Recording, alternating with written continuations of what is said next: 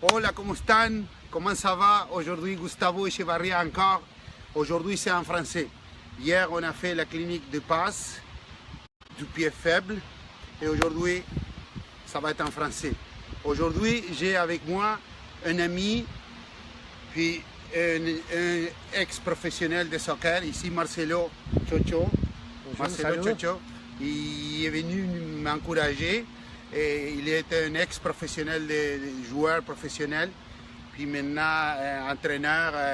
Il a entraîné plusieurs années à Catalunya, 14 ans, puis a coaché à l'Uruguay quelques années à un niveau première division, que c'est pas facile. Alors il est venu ici pour m'encourager. Merci beaucoup, Marcelo. Non, de rien. C'est seulement pour donner un support à mes grands amis Gustavo. Et la technique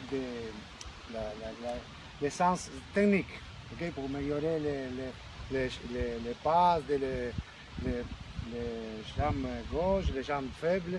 Okay. Et on va faire le support à vous. Merci Marcelo. Alors je suis motivé avec un professionnel comme ça. Il va m'aider un petit peu. Et on est tout le temps en train d'échanger des choses. Alors on attaque. On attaque comme hier, vous l'avez vu peut-être en espagnol, aujourd'hui c'est en français. Alors comment j'ai fait en général? Je travaille tout de suite avec les jeunes, déjà dans le réchauffement, je travaille l'équilibre. Alors je les fais faire au moins 3 fois équilibre statique du mouvement du genre et de l'autre jambe pour réchauffer. On réchauffe et on ouvre les pieds déjà pour un petit peu réchauffer et avoir l'idée du type d'élan. Alors équilibre et statique, super important. Et vous allez voir que moi en même temps, ça c'est ma gauche, je suis droitier. Et là peut-être à Facebook qui apparaît comme que c'est la droite, mais ça c'est ma gauche. Alors aussi je peux commencer à parler un peu de mécanique et de fluidité. Alors quand on fait l'équilibre, mon idée c'est l'équilibre, mais je les parle d'aller en arrière à 50% de la vitesse en pliant les genoux, en mettant les talons proches des fesses, 50% de la vitesse relâchée vers l'arrière et 100, étirer la jambe et lever. Alors 50 et 100, étirer et lever. Alors un peu de mécanique, des fois ça mêle un peu plus trop, mais surtout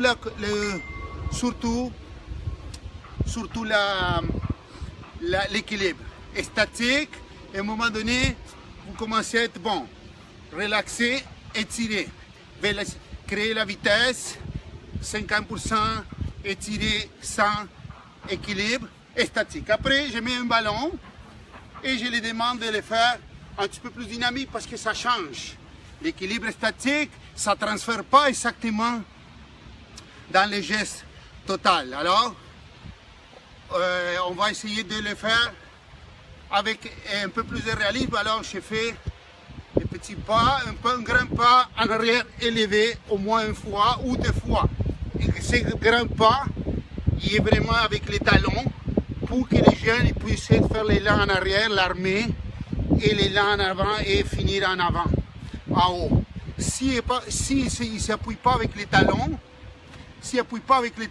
et prend toute la semelle pour appuyer, il ne pourra pas faire tout l'élan, les jeunes. Pour les professionnels, aussi, il y a des décortiquements, des parties que les professionnels ne savent pas. Alors, vous devez savoir l'ensemble et après, donner petit à petit les détails aux jeunes ou aux professionnels pour ne pas donner trop d'informations pour qu'ils soient agréables. Alors, je commence comme ça, mais vite, je vais commencer à frapper la balle. Alors, 1 ou 2, je vais essayer de faire 1, 2 et revenir. Je mets les pieds vraiment avec les talons proches de la ligne de la balle. Je arme et je fais 2 et encore. 1, 2. Vous allez voir qu'après 3 minutes, je commence vraiment à être bon. 1, 2, c'est ça. Alors je fais que 2 ou 3 minutes, puis ça change beaucoup. Quand je fais 2 ou 3 minutes, ça change beaucoup. La mécanique, un peu l'équilibre, statique dynamique, et ça change beaucoup. 3-4 minutes, ça vaut la peine de le faire au lieu de courir comme ils font les entraîneurs. La passe, il faut l'attaquer vraiment vite. Pourquoi? Parce que c'est la façon de tromper l'adversaire le plus facilement. bon mouvement des joueurs, bon déplacement, passe précis et ça va très bien si on est capable de passer la balle comme du monde. Alors, commence avec l'équilibre. Après, l'importance, c'est d'être capable, sur le pied pas habile, de travailler la flexibilité pour ouvrir bien les pieds. Flexibilité du genou, des hanches et du pied. Alors, parce que je dois commencer à le faire avec les ballons pour que les jeunes y arrivent. Approche-toi un peu plus, je pense, parce que... Alors, je commence à frapper la balle. J'ai déjà travaillé. Oh, j'ai déjà travaillé. Un petit peu là, mais je commence à frapper des balles. Qu'est-ce que je cherche? À ouvrir les pieds. Les plus disons, carrés derrière la balle. Vraiment. Alors, les talons qui sortent un peu plus que les orteils pour que je puisse vraiment l'envoyer droite, la balle, et pouvoir faire ça. Là, à un moment donné, je ne suis pas capable de bien diriger, c'est difficile à travailler la flexibilité du pied moins habile. Alors, je demande à mes joueurs de faire des exercices complémentaires pour pouvoir améliorer cette flexibilité-là. Alors, je les dis, conduis la balle normalement et une deuxième fois, tu fais l'angle décroisé et tu la mets vers la gauche, vers l'extérieur. Décroisé, décroisé. Ça, c'est une façon. L'autre, c'est, je mets un peu plus en diagonale par là et je demande aux joueurs de faire des passes un peu en décroisé comme ça. Je les mets ici, je mets un peu dans cette direction et je demande de faire des passes décroisées. Alors, ma flexibilité, il commence à améliorer. Alors, c'est ça. Je commence à améliorer ma flexibilité, la fluidité de l'élan et l'équilibre. Après, qu'est-ce que c'est important? J'ai quelques amis cumpliendo con tus clases. Oui, il y a Rodrigo qui me demande, qui me dit que je suis un bon professionnel parce que je m'engage.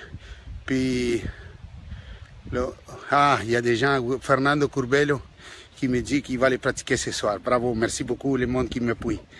Alors, comme je dis, équilibre, flexibilité, et après,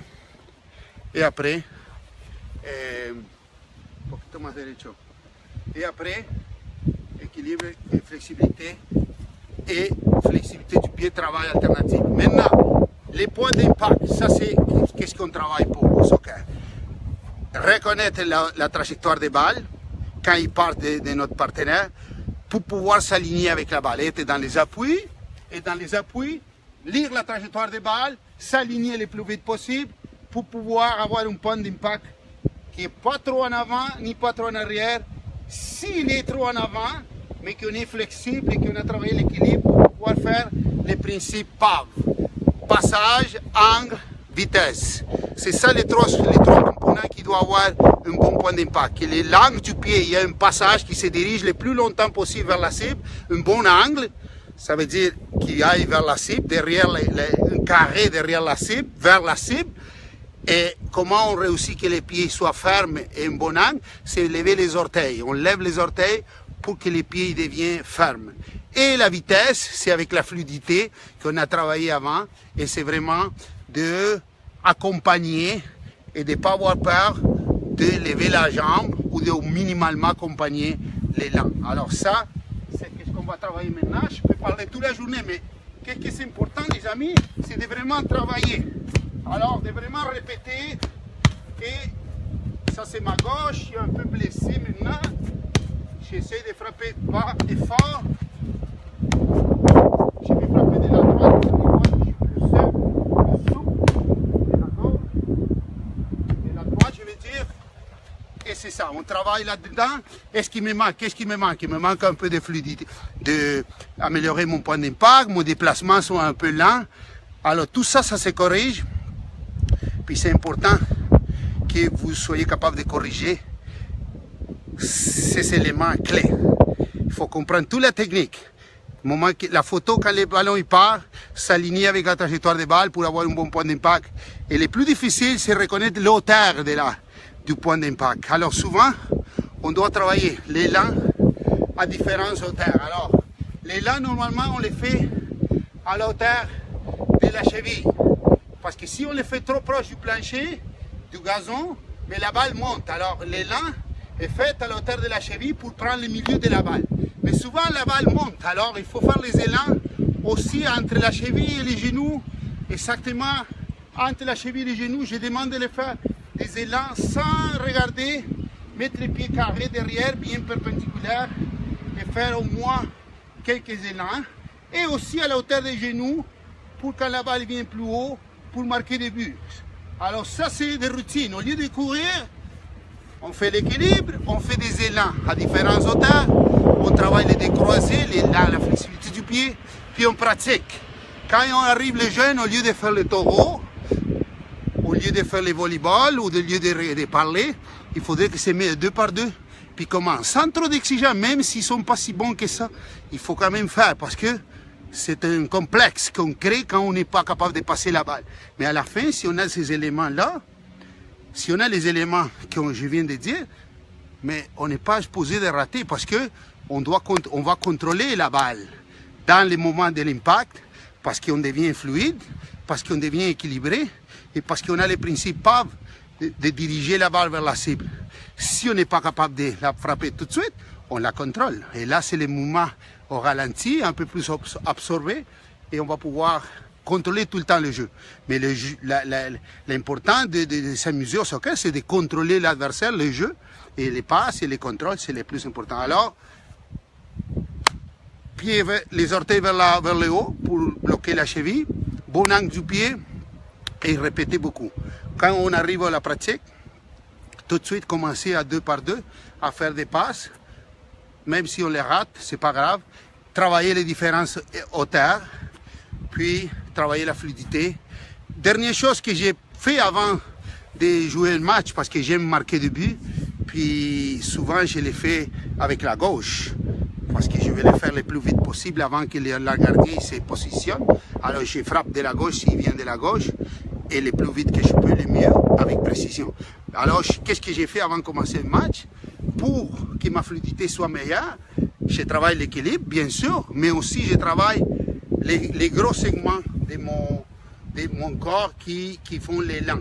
Et c'est les abdos et c'est la cuisse. Ici, les abdos. Alors, j'ai des gens qui me parlent, parfait, pas de problème. Alors, j'ai fait des mouvements. J'arrête ici et je vais croiser vers l'arrière. Croiser vers l'arrière et je tire mes grands segments comme ça. Et là, vous allez voir, je vais pouvoir aller vers l'arrière facilement et aller vers l'avant. Et mon élan, il va être stable parce que je vais avoir un bon équilibre et mes grands muscles, ils sont plus étirés. Et si je fais de la droite, alors ma frappe avec l'intérieur du pied, il devient incroyable. Mais je les perds tout de suite. Chaque jour, au lendemain, je deviens à zéro. L'équilibre, on le perd et la flexibilité, on la perd. Alors, il faut tout le temps se rappeler qu'est-ce qui fait que je deviens plus stable quand je frappe la balle. Alors, c'est la connaissance des éléments clés. On a dit la photo quand il passe, c'est un jeu de trajectoire, des points d'impact, d'être un bon équilibre, d'un bon impact et de comprendre qu'il y a des cibles qui bougent. Alors, je fais contre le mur maintenant, mais il va falloir que quelqu'un il bouge. Quand je fais ça à 2 personnes, pour imaginer, on passe vers l'avant, on passe vers l'arrière, et des mouvements aussi. J'ai oublié de dire, il faut attaquer la balle. Alors, la prochaine étape, ça serait aussi d'attaquer la balle. Alors, je frappe, je recule et j'attaque la balle. Je recule, j'attaque la balle. Là, je l'ai levée, j'attaque la balle. J'essaie de la garder, j'attaque. Bon, il me manque un peu d'équilibre, il me manque des choses, mais je suis capable de détecter qu'est-ce qui me manque. Alors, je travaille plus et ce n'est pas une question de dire « Ah, j'ai une mauvaise journée. Aujourd'hui, j'ai eu une mauvaise journée, Marcelo. » Mais non, ça se travaille. Il n'y a pas de mauvaise journée. Où tu travailles la stabilité de tes frappes, ou tu ne les travailles pas, c'est facile. Sébastien Légaré qui m'envoie un message d'encouragement. Merci Sébastien, c'est très encourageant ton prix. Alors c'est ça les amis, c'est plus ou moins ça. Je pense que vous l'avez compris. Le soccer c'est recevoir et projeter.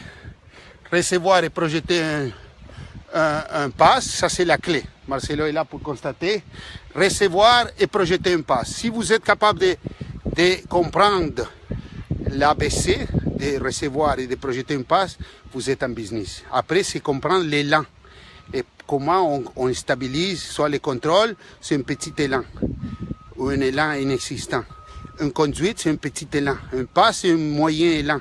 Un tir, c'est un élan plus grand.